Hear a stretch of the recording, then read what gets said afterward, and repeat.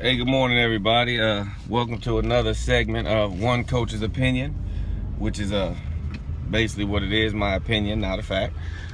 So it's not a debate, it's just something to listen to or push, stop, or pause on your phone or whatever you listen to this on. People keep asking me really about, is there really a difference in the way people punch and MMA fighters and boxers and stuff like that? And the answer to the question is, and a lot of MMA fighters are starting to find out, is yes. There is a difference in the punching.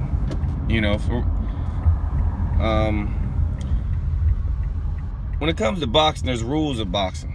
You can't backhand. You can't hit certain ways. You definitely can't do what like MMA fighters call the hammer fist. You can't do that. It's a way boxers have for years mastered the craft of how to get the most power and the most effect of a punch using their legs and their body, and where MMA fighters usually just swing. And I said it before, that was the difference in the Holly Holmes fight. Ronda wasn't used to getting hit like that, and she even said it after the first punch. I was dazed.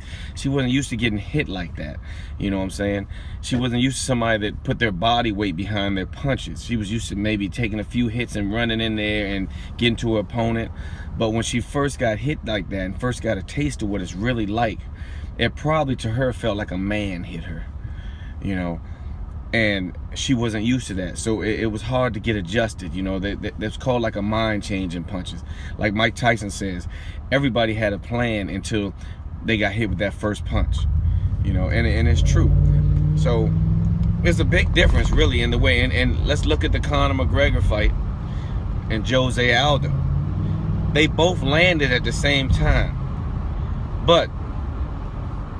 and I can't say really for sure, because the angle isn't good. You can't really say, but either you're saying Jose Aldo has a glass chin, or you're saying the difference in the punches were Conor McGregor turned his punch over and hit properly, putting him to sleep, because Aldo landed a punch at the same time, but you could clearly see from what I watched that Aldo's punch was what boxers would be considered a slap. It was more of the palm of the hand was hit than the knuckle.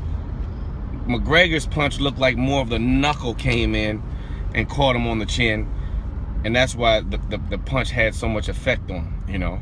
And I don't know who McGregor's been working with. I don't know, But even if you look at the fight, the first straight cross, and rarely do you see MMA fighters throw just straight, a good straight punch. His first straight cross showed that, somebody has taught him how to properly throw punches. At least that punch, for what I can see.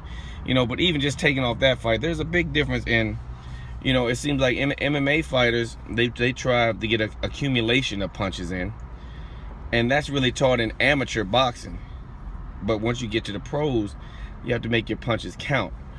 And that's really the big difference. You're seeing a lot of people striking and stuff like that. And one thing about good boxing is, and one thing I could see clearly Ronda Rousey didn't possess whatsoever, and it happens in boxing gyms all the time, the first thing they want to teach a person is how to punch. The first thing I teach a kid is, I'll admit, how to punch, but how to jab, just the jab, and how to duck punches and miss punches and bob and slip, and how not to get hit. That's my theory. If you teach a person how to defend themselves and a good defense, you're going to have a good offense. The offense is the easy part, really. You have some guys with some really good offense. I'll give you that. But, it's not hard to teach a person how to do. I won't say it's not hard, but, to me, it's harder to teach a person how not to get hit than it is to teach a person how to hit. You got a lot of world champions that really don't know how not to get hit. They just can take good punches, and they put themselves in position not to take the punches directly. But bottom line is, you got some guys that don't even have really good defense. some of the best fighters out there, and they're considered the boring fighters to the average fight fan. Those are the guys with the best defense. The Floyds, the Rigondeaux, which y'all might know as Rigondeaux, but it's Rigondeaux. Purnells. I watch a lot of defensive fighters. I mean, I thought Jersey Joe Walcott had a pretty good defense too to be a heavyweight. Chris Bird was a pretty good defensive fighter. I mean, I know I'm leaving a lot out. But that's the main thing I teach when I first start the defense, you know. And nobody taught Ronda Rousey how to miss punches, and that's exactly what happened to her. Holly Holmes, I mean, I give her credit. She was landing good shots, but just Ronda went to a few boxing gyms and they taught her how to punch, and she's like, yeah, my striking is on point. And I work in MMA gyms and I worked in boxing gyms, and some people have great, tremendous striking, but you don't have any defense. And I would watch people work on the bag sometime, and I can watch while they stand, and I say, geez, you must really be tearing this dude up, because the way you're standing there, you must be beating the crap out of this guy.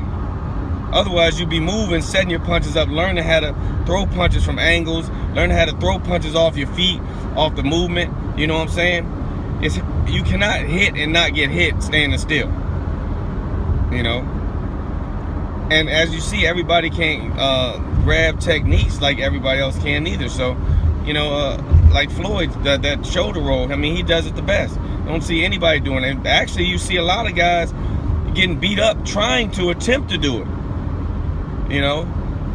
But back to what we were saying, man, is there a difference in the punching? Yes, there is. But I think that's soon to change, because a lot of MMA fighters, MMA camps are hiring boxing coaches to get their hands right, you know, and to show them the tips to get in there, you know, and make short nights of things, you know. There's some guys out there with some pretty good MMA hands that I like. I mean, you know, I like Rory McDonald. I like him for MMA fight. I've watched him put his punches together, you know, win or lose. I just like the way, you know, he puts his punches together. Alex Gustafsson, I like him. Those are kind of like one of my two. I mean, everybody talks about the Diaz brothers, but I'm really not impressed with their hands. No disrespect, but I mean, to say they have the best hands and they're former boxers, any of those Diaz brothers, any boxing gym I go to will get pounded. Their hands are crap. Not to knock them. Let's get back on the topic. Yes, there is a difference between the way they fight and stuff like that, and the way you throw punches. There's a big difference between the way, what they call striking, and what we call, you know, punching. You know, teaching a boxer how to punch, putting your weight behind your punches, putting your body behind your punches, putting your shoulder behind your punches, putting your legs behind your punches. You know what I'm saying? You know, to throw a good punch, you almost use your whole body, and a lot of times people aren't getting taught that. So, one coach's opinion. What do you think? You know, what's going on in your gym? Let me know. Out. Good morning. Have a nice day. Back in camp tomorrow. We working, baby.